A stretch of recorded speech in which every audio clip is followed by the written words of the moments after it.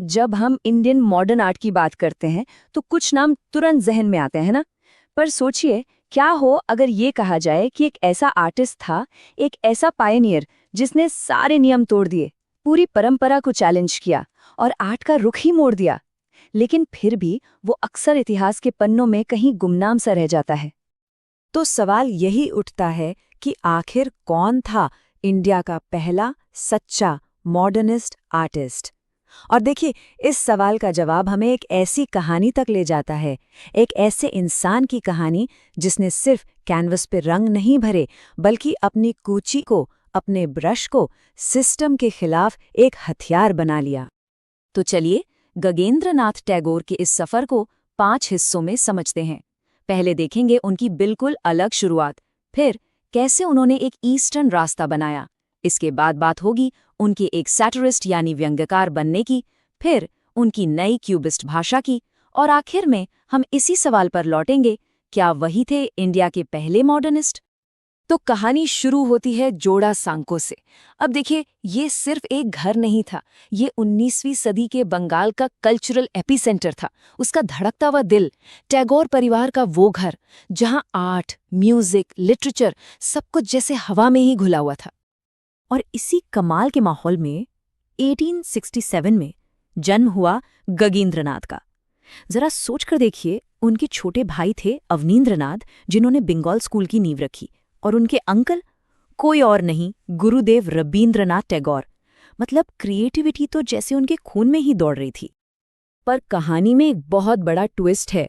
Art के इतने बड़े समंदर के बीच रहते हुए भी गगनेंद्रनाथ ने कभी कोई फॉर्मल आर्ट ट्रेनिंग नहीं ली, बिल्कुल नहीं। वो एक सेल्फ टॉट आर्टिस्ट थे। उनकी गाइड थी तो बस उनकी अपनी क्यूरियोसिटी, दुनिया को देखने का उनका अपना नजरिया, और शायद इसी आज़ादी ने उन्हें इतना महान बनाया।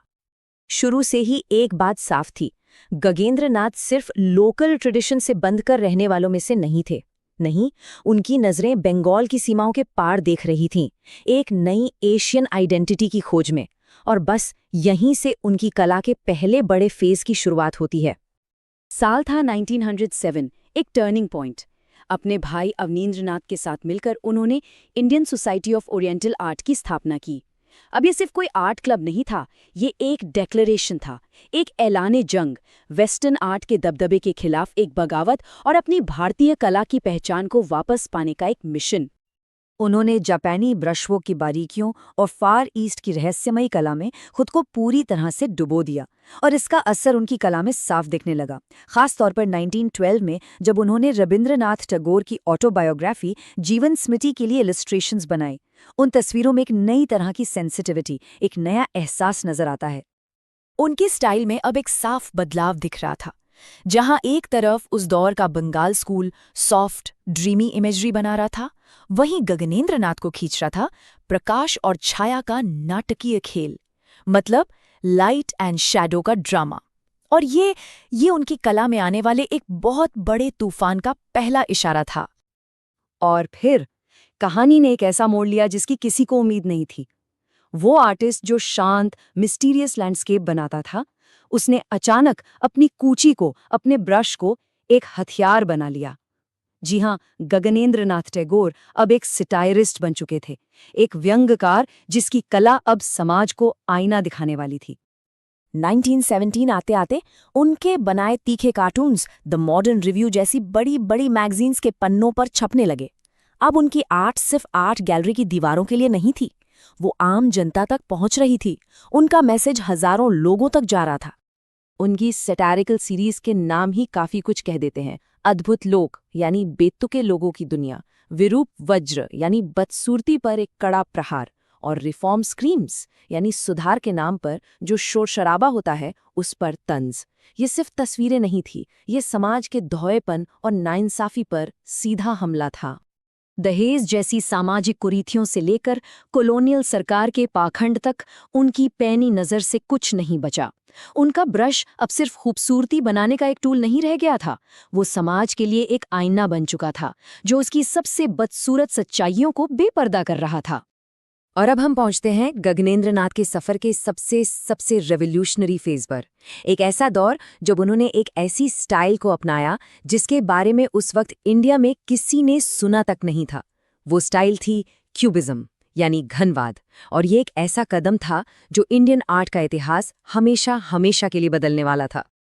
1920 से 1925 के बीच गगनेंद्र नाथ ने एक तरह से आर्टिस्टिक बगावत कर दी। उन्होंने बंगाल स्कूल की वो मुलायम बहती हुई लाइंस को पूरी तरह छोड़ दिया और क्यूबिज्म की सख्त टूटी-फूटी ज्योमेट्रिक दुनिया को अपना लिया। ये एक जबरदस्त बदलाव था, एक ऐसा बोल्ड स्टेप जिसके बारे में कोई सोच भी नहीं सकता था। तो आखिर ये क्यूबिज्म या घनवाद है क्या चीज?